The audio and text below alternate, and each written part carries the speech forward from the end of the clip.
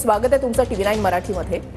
नामदेव शास्त्री महाराज ज्यावेळेला अशी भूमिका मांडतात की धनंजय मुंडे यांच्या पाठीमागे आम्ही ठामपणे उभे आहोत, त्यावेळेला तुमच्यासारख्या सामाजिक कार्यकर्ते जे सातत्याने मागणी करतायत की धनंजय मुंडे यांच्या राजीनाम्याची पुरावे सादर केले जात आहेत, तुम्ही अजित पवार यांची सुद्धा भेट घेतलेली होती, तर तुम्हाला आता काय वाटतंय? कारण नामदेव शास्त्री महाराज यांनी पत्रकार परिषद घेत आपली भूमिका मांडलेली आहे।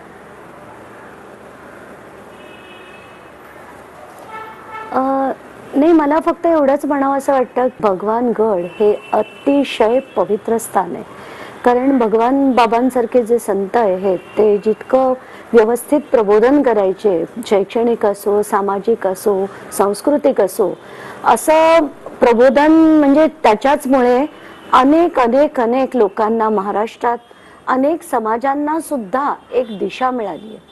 आणि असं असताना म्हणून म्हटलं की भगवानगड हे अतिशय पवित्र स्थान आहे। आज जे झालं ते खरं व्हायला नको होतं, आमच्यासारख्यांना दुःख झालं ते ऐकून, पण त्याच्यात चूक मला असं वाटतंय की धनंजय मुंडे यांची होती।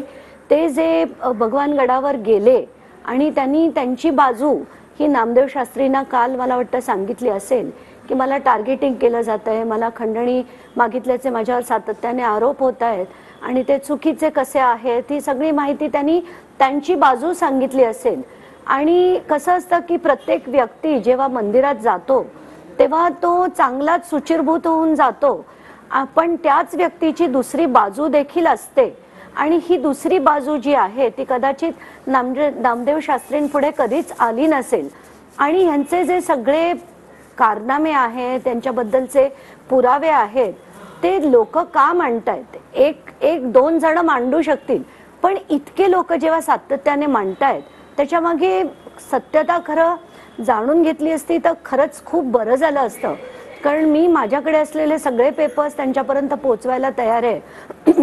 मला अगदी त्यांना दाखवून द्यायचं आहे की बाबा आम्ही जे बोलतोय ते तथ्य आहे म्हणूनच बोलतोय, की एका राज्याचा मंत्री एका राज्याच्या कंपनीकडनं आर्थिक नफा मिळवतोय, त्या कंपनीमध्ये त्यांच्याबरोबर ते स्वतः आहे, त्यांची पत्नी आहे आणि वाल्मिक कराड देखील आहे।